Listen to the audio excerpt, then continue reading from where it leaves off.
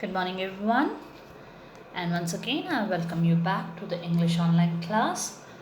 And we people in the last two videos, we people have gone through this chapter number 7, and the chapter is about Evans. Evans tries an O level. Before I continue with the video, let's have a quick recall of what we people have done in the previous videos. So basically, in the previous videos, we have seen that the protagonist of the chapter is Evans, and he is uh, a prisoner in a jail named as HM Prison, Oxford, and he intends, or he keeps his wish front of the governor of the prison, that he wants to give the O-level exam of German language. Then the governor, he starts finding out from the secretary of the board, of the examination board, that whether it is possible for the prisoner to give the examination. And then there was conversation between the two, where at one particular place governor says that the Evans was basically a very cool person, a very easygoing person, except for the fact that he is suffering from a disease named as kleptomania. And I have already explained to you what is kleptomania. And also the governor, he agrees to the fact that when the secretary says that if the isolation is possible for the examination, the governor, he says that he already stays in isolation, he is not with the other prisoners, so it's easily they will be easily able to conduct the examination. And for the invigilation purpose, they will call one of the priests from a nearby church, that is Saint Mary's. One of the priest from the nearby church, they will be calling Mary Mag's church. And then with this, their conversation ended up, and he started thinking about Evans, who is very famous, or who is having a pet name or a nickname named as Evans the Brave. This name has been given to him because thrice he had escaped, or he had managed to escape from the jail. But this time the governor was very strict, and he had made a promise to himself that he is going to allow him to give the examination by keeping a very keen eye, or a very close eye on this man, so that he don't get a chance to escape out of the jail, in the name of, or taking the advantage of this examination. Then we saw that the German teacher of Evans, who has taught him from September to March German language, Evans was the only student. Comes to bid farewell, or you can say to say goodbye to him, and to give him his good luck and best wishes. And when he speaks in German, Evans is not able to catch it up. But when told what it was, he gave answer in German language. Keep this in your mind. And after that, we have seen that the next morning, means the very next morning, when two of the officers, they enters into the cell or the prison where Jackson was. Jackson and the senior officer Jackson and Evans had a little hot debate, because they were like not liking each other. And then they both had some cut to cut talk was there, like he made taunt on him, and Evans gave a very taunting reply. And then they spoke about the nail scissors, the razors, the etc etc. And at one particular moment, the situation became a little heated up, and it looked like as if the issue was going to raise up, and maybe a scene would be created. But Evans, he somehow managed, and it cooled down. Ivan was wearing one kind of a bobble hat. Okay, bobble hat, I told last time also, that which covers the head altogether fully. All the hairy part is fully covered. The hair part is fully covered. Head top part is fully covered, and he was wearing a very dirty, filthy type of a bobble hat. And Jackson asked him to remove that. To that, Ivan said to him that basically it is a kind of a lucky charm for him, and because he's going to give an examination, he expects that Jackson may give him the permission to keep the hat. Actually, Jackson always hated the long wavy hairs of Evans, But then somewhere that compassion within Jackson, it made him to give him permission, and he said that okay, only this last time, and just to start getting your shaving and all that. And this is what we people have done, and I have told you very clearly in the previous videos that basically the most important thing that you have to remember is that here in this chapter we are going to talk about the negligence of duty. You cannot say negligence of duty, you can say overlooking certain aspects. So here the story is all about that. So let's move on with the story, and I hope that till now what we have taken, it's very clear to each and every one of you. So let's see the fifth page of yours.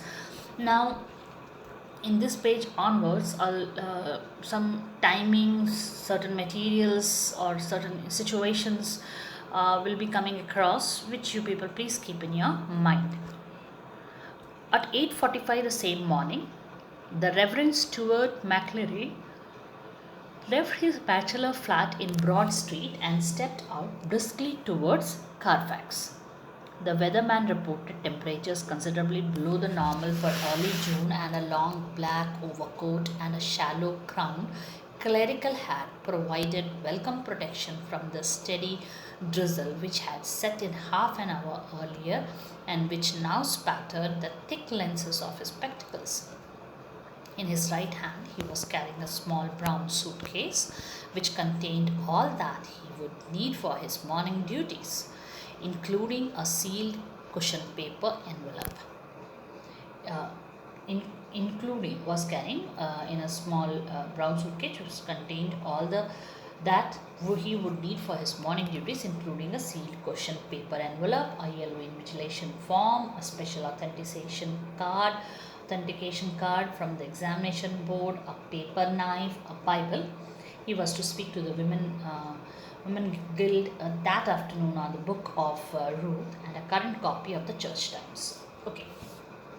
Now we are going to talk about that person who is going to come for the invigilation of the O-level German exam of Evans.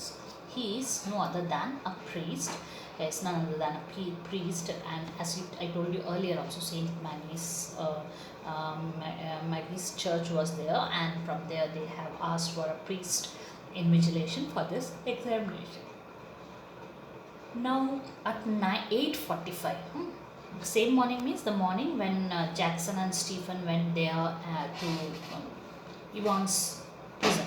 That very same morning, at another place that is named as Broad Street, one person, that is Reverend Stuart McCleary, came out of his bachelor flat. Means he's not married, so that's why it has been said bachelor flat. And he started walking and towards another place named as Carfax. Actually, it has been reported in the TV that the temperature was going to be below normal during that early June, and then because of that reason he was wearing a long black overcoat, and he was wearing a cap, a hat. Difference is there between the two. A hat he was wearing, and the hat was the one which was having a brim, because of which, though it was drizzling, drizzling means when slight shower of water is there, bundabandi, because it was drizzling, that particular hat was able to give him protection and was stopping the water to touch the thick lenses of his spectacles. So our priest, our invigilator, our parson, he is wearing a long overcoat and black color overcoat and a spectacle as well, and he was wearing a hat which was covering his face with, which could provide protection towards his this rain to his spectacles. And in the right hand he was carrying a brown colored small suitcase. Okay, a suitcase here means a briefcase type, like how the people they take in the job and all, that kind one he was taking and going. Now important thing is the things which were there in that suitcase, brown color suitcase. So what all things were there? First, a sealed question paper envelope. Obviously he is the one who is going to do the invigilation, so he was taking a question paper envelope with him. Then a yellow invigilation form, kind of a form was there which was yellow colored. Second thing.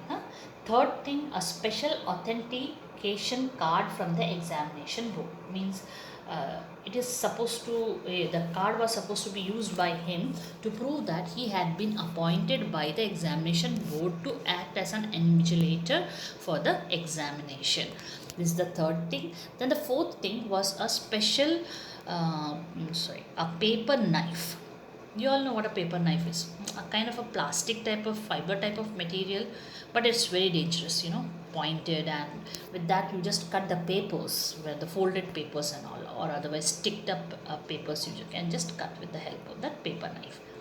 Though they look to be very simple, but they can be very dangerous. So this is the fourth item. Then the fifth item, 1, 2, 3, 4, fourth item, and the fifth item, a Bible. Obviously, he's a parson, a priest, so he's carrying a Bible with him.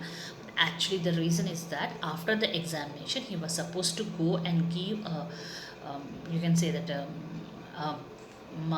he was a speaker for one of the meeting for the women organization. Gil here means organization.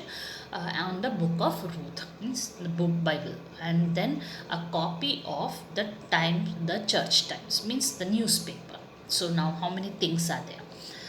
In that brown suitcase, first a question paper envelope was there, first one. The second one was a yellow invigilation form. Third one was a special card, which was an authentication card. Then a paper knife, which is the fourth one. Then the fifth one is a Bible, which he was supposed to use for giving a kind of a speech to the women organization. And then a copy of, means newspaper was there. The name of the newspaper was the Church Times. 6 items. Okay, remember 6 items were there in the suitcase when he left his house. The 2-hour examination was scheduled to start at 9:15 a.m. Now remember this timing. 9:15 a.m.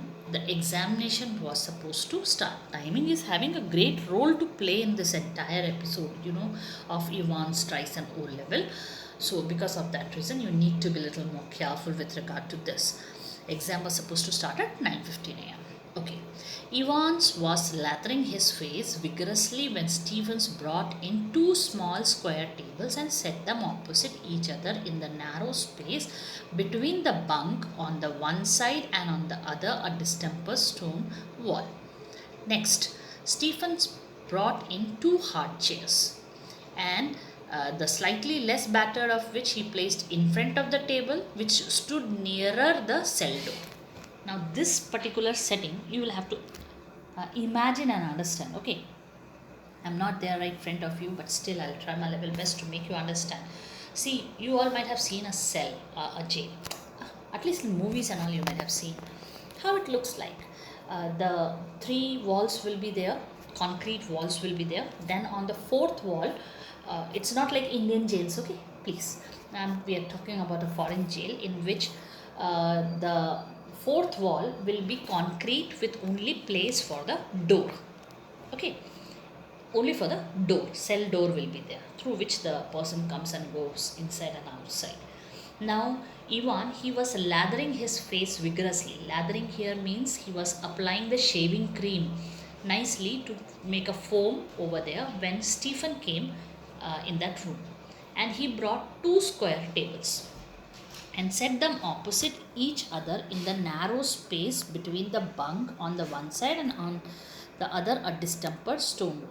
Okay, now I told you about the bunk. Bunk is the place where they lie down, the prisoners. Okay, so now when you look into your room, the wall on which the bunk is, it is opposite to the wall on which the cell door is. Okay, and then Stephen came inside. He brought 2 square tables.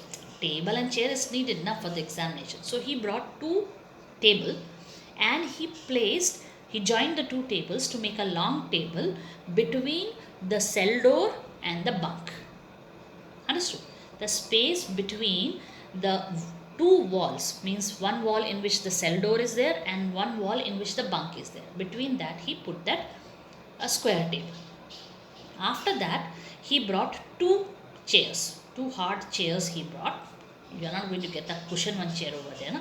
So two hard chairs he brought, and the one which was less battered, means which was in a proper condition, not battered means not tuta puta, that one he placed in front of the table which stood nearer the cell door. Means the invigilator, the parson, the priest, McClary was supposed to sit down in such a manner that McClary's back will be towards the cell door, and other table in the front kept in such a manner that the officer from outside, from the cell door, can easily see Ivan's face.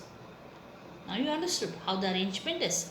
Means a closed room is there with one door, no windows, nothing, and between the two walls, means the wall which is having the cell door and the wall which is having the bunk, which is just opposite to each other, a table is set up, two chairs are there, one chair is put near the bunk side and one chair is put near the door side, so that the Ivan could be seen very clearly by anyone. Jackson put in a brief final appearance. Behave yourself, laddie. Ivan's turned and nodded, and these Jackson pointed to the pinups. Off. Ivan's turned and nodded again. I was going to take them down anyway. A minister, isn't he? The chap coming to sit in, I mean. And how did you know that? Asked Jackson quietly. Well, I had to sign some forms, didn't I? And I couldn't help. Now, while all this arrangement was being made, Jackson, he came again inside. Stephen was doing the arrangement, and Jackson came now inside, maybe final, one more last appearance before the exam starts. And he asked Evans, behave. Means behave properly, laddie. Laddie here means boy. Okay. So he said, behave properly, boy. And then Evans, he turned and like a good boy, he nodded his head. Oh yes. And then one more thing Jackson said. On the walls of the prison cell, some pictures were there. Means not very welcoming pictures. So he said that please take it out. And pinups, he asked to take it off. And once he said, he again turned and he shook his head in agreement, saying that yeah, I was about to take it out, because a minister here doesn't means a mantri, okay? A minister here means a father, a priest. So he said, a minister is coming, no? The person, the chap, the person who is going to take the examination. Then Jackson asked, how come you know about it? Then Ivan said that no, nothing of that sort.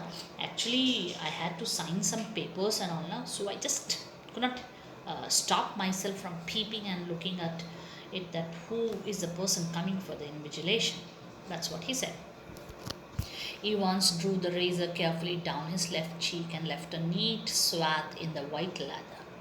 Can I ask you something, Mr. Jackson? Why did they have to bug me in this cell? He nodded his head vagely to a point above the door. Not a very neat job, conceded Jackson. They are not. They don't honestly think I'm going to try to. They're taking no chances, he wants. Nobody in his sense would take any chance with you.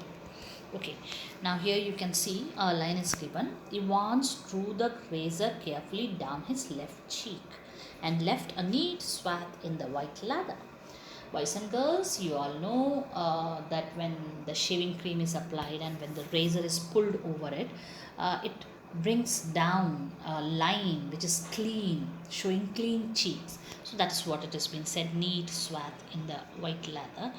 And then Ivan asked Jackson, Mr. Jackson, can I ask you one question? Why these people are bugging on me? Here, bugging means spying, jasusi. Okay. And while he said this, he just showed towards visually, not in a very clear way. He just showed above the door. One thing I would like to tell you, no CCTVs, okay, only microphones, speakers, they were the mediums at that time. So he just said, why they are bugging on me, means why they are spying on me. And then Jackson, he accepted, not a very neat job, means those people who have done it, they haven't done their job properly. That's why Ivan came to know about it. Then Ivan said that, Honestly, do you think that I would like to escape or I'm planning to escape from here? Why you people are spying? Am I trying to run away? Do you really think so? To that, what Jackson said. No one is ever going to take chance. If anybody is having little sense also, मतलब अगर किसी के पास थोड़ी सी भी बुद्धि हो ना, then they will never take chance with you. Means they will never give you a chance. They will try to keep everything very securely bonded and everything very much under security. He said to him, "Who's going to listen in?" "I'll tell you who's going to listen in, laddie. It's the governor himself, see. He don't trust you a bloody inch, and nor do I. I'll be watching you like a hawk, Evans, so keep your nose clear." He walked towards the door. Now Ivan asked another question, that who is going to listen to me? Means all these things which will be going around and for which you are bugging up, means kept the microphones and all those things. Who is going to listen to this? To that Jackson said that, let me tell you, boy, who is going to listen? It's the governor himself who is going to listen to each and every conversation talk that is going on inside the cell. And not only he, even I also will be watching you like a hawk. You all know hawk is a kind of a bird, a kind of a watcher, very sharp eyes and a keen observer. And that's why he said that like a hawk, I'll be keeping a watch on you, and that's why keep your nose clean. My dear students, here keep your nose clean doesn't mean that he was having a running nose cold or something. Here keep your nose clean means that don't do any kind of stupid act. Don't try to escape. That is what he that is what he meant. And then he walked towards the door. Ivan snored. Yes, he just shook his head. He had already thought of that, and number 2 handkerchief was lying ready on the bunk, a neatly folded square of off-white linen. Now the question is, handkerchief? For what purpose? There is one roll of handkerchief in the entire story, my dear students. So you just have to remember that he already thought of not to do anything stupid, and what stupid that we don't know, anything stupid. And then he picked up a very neatly folded square shaped of white linen. Just one more thing, Einstein. Yeah, what's that? Good luck, old son. Jackson seems to be soft-hearted, though he had a very heated debate with him, but still he said Einstein. Einstein is a taunting name he had used for Evans, and he said that one more thing. Then he said that what's that? He said good luck, old son. Old son, why? Because he is a grown-up fellow. So he said that old son, good luck. In the little lodge just inside the prison's main gates, the Reverend S. McCleary signed his name neatly in the visitor's book and thence walked side by side with a silent prison officer across the exercise yard to D wing. There he was greeted by Jackson. The wing's heavy outer door was unlocked and locked behind them. The heavy inner door the same, and McCleary was handed into Stephen's keeping. Okay. Now you can see very clearly that what a tight security was there. Our Reverend McCleary, he reached near the prison main gate. There, as it is expected, he signed his name and he did it very neatly in the visitor's book, and then he walked side by side with a silent prison officer. Side by side means when he was going in, he was escorted inside, or he was accompanied inside, or he was in the company of a prison officer who was walking very silently, and he took him across the exercise yard of the D wing. You remember D wing? D wing is the place where Evans is, and where Jackson met him. And then the wing is the D wing's heavy outer door. Okay, one door, then again the second door. This is first door and then the second door, and the second door is the main door of the heavy outer door of the D wing. It was unlocked and then it got locked once Jackson and McCleary were inside. The heavy inner door also the same way, the third door, and McClary here was handed over to Stephen by Mr. Jackson. Get the razor, murmured Jackson. Stephens nodded. Well, keep your eyes skinned clear. Stephens nodded again, and McClary, his feet clanking up the iron stairs, followed his new guide and finally stood before a cell door where Stephens opened the peephole and looked through. That's him, sir. Evans, facing the door, sat quietly at the further of the two tables, his whole attention riveted to a textbook of elementary German grammar. Stephen took the key from its ring and the cell lock sprang back with a thudded metallic twang. Okay, now, after Jackson has come along with McClary, passed through the outer door, reached near the inner door of the tea wing, handed over the charge to Stephen. Slowly he said to Stephen, or reminded Stephen, don't forget the razor. Take the razor. And Stephen, he nodded. And he also asked Stephen to keep his eyes skinned, means fixed, focused.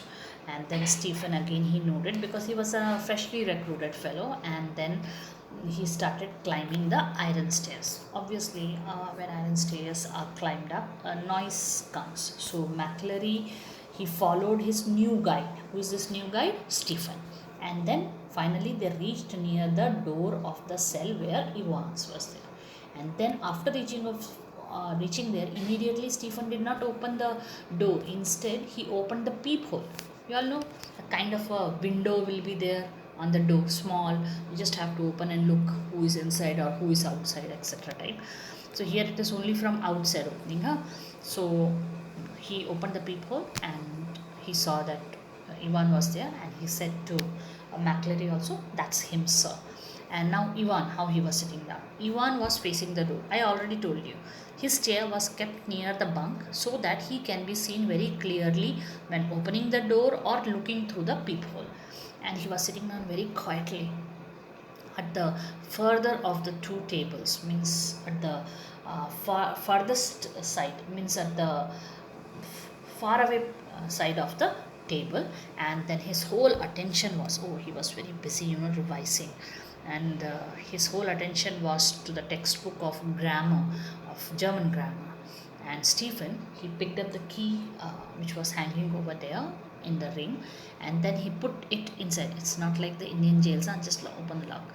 The lock is inside, embedded, the latch is inside, embedded inside the concrete wall, and it's not having a lock, it is having a keyhole, and you have to put the key inside that, and automatically it opens up. And then he did the same thing, and with a loud noise, metallic noise, the door key or the door lock opened up. We would like to have a stop over here. What do you say?